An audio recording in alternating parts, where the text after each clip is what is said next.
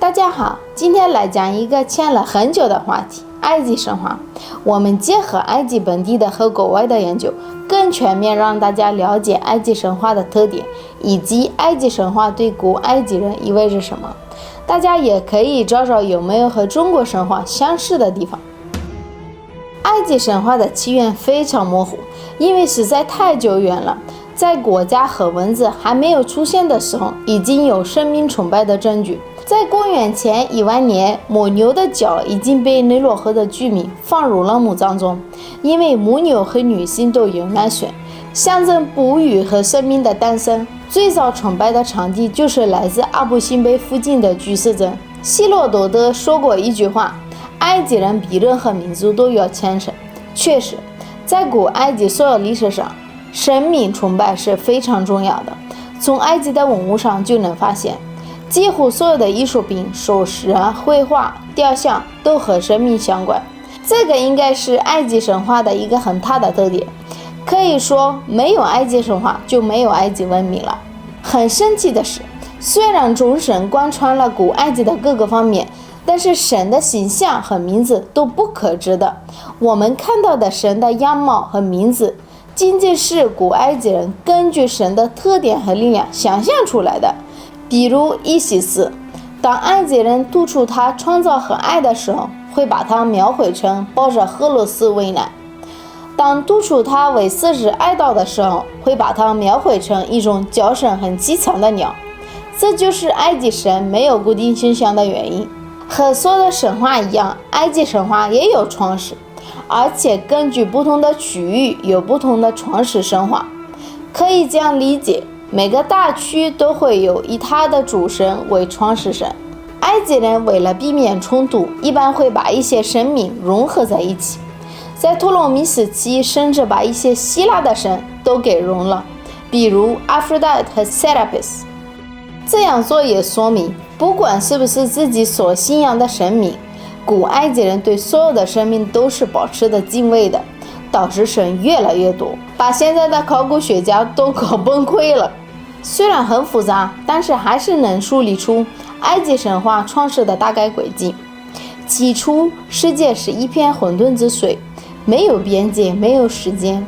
有一天，水面出现了一块金字塔形状的土球，球球上有一颗蛋。创世神阿图姆从蛋里出来，和他的老婆，就是他的右手，创造出一对龙凤胎，空气男生和雨水女神。这时世界具有了性别，可以自由繁衍了，但是还没有空间。于是这对兄妹生下了大地男神和天空女神。天空和大地出生后一直缠在一起，不肯分开。他们的父亲空气男神为了分开他们，答应他们每年有5天可以在一起。利用这5天，天空和大地生下了4个孩子，就是在子宫里就已经相爱的欧西里斯、伊西斯夫妇，还有和欧西里斯有一腿的奈芙提斯和他的绿帽老公赛特夫妇。给大家10秒钟好好捋一下。这一共9位神，就是埃及最重要的生命体系——救赎神。其实埃及神话创世有很明显的现实意义，是取自古埃及人的生活的。混沌之水是尼罗河的泛滥，创世之秋就是泛滥期结束露出水面的土球。近亲结婚也是比较普遍的现象，包括天空和大地每年5天时间在一起，很有可能是根据古埃及人每年的5天年假，就是每年360天，年末加上去的那5天。神有了，那人是怎么来的呢？人的创造其实不是神故意的，是无意之中创造的，属于意外。创世后，阿图姆的龙凤胎孩子就消失了，过了很久才回来。阿图姆激动就哭了，人类就是从他的眼泪中诞生的，所以古埃及语的眼泪和人们发音基本相通的。讲到这里，可能很多人会觉得埃及神太多了，是多神崇拜。其实也有一部分学者认为，古埃及是一神崇拜，这些神明只不过是原神的分身。古埃及人根据自己的需求和想象，赋予了这些分身形象和名字，但是最广泛的理解还是多神崇拜。因为对神的崇拜，古埃及人建造了很多神庙。埃及神庙和其他文明的神庙不同，埃及神庙最主要的目的其实不是崇拜神明，而是宇宙的象征模型，是人间和神界的连接。神庙首先维护了宇宙的秩序，然后才是祭拜神明。这个星条起源里的神庙不是都有水池吗？这个水池就是象征生命诞生的混沌之水，生命通过这个水池降临到神像上，倾听人类的需求。那埃及神话对古埃及人来讲到底有多重要呢？我举一个例子，古埃及是没有法律法规的，但是却发展出了高度的文明。为什么呢？其实就是靠神话和神话延伸出来的，比如金字塔铭文、亡灵书等等经文，用这些内容来约束人的行为。比如法老的侄子就是和马尔特女神一起保证国家的马尔特。马尔特女神也是我个人认为的埃及神话最高神，她掌管了正义、公平、秩序、规则，宇宙的运行规则，众生的行为，世界所有的标准都要依据马尔特女神的准则。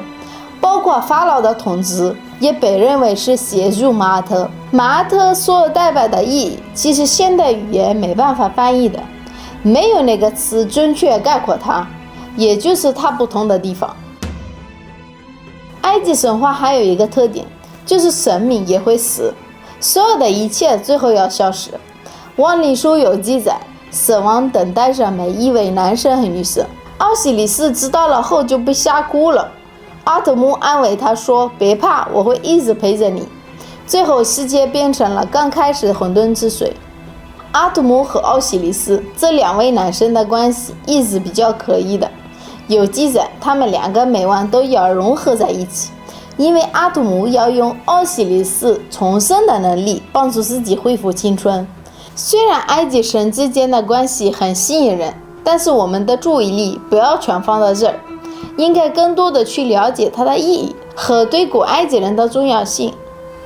我还发现一个埃及神话和中国神话有关联的地方，就是埃及神话也是有解梦的。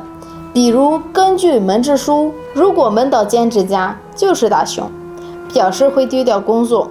如果一个人梦到自己喝葡萄酒，大吉，表示他依然按照马尔特生活。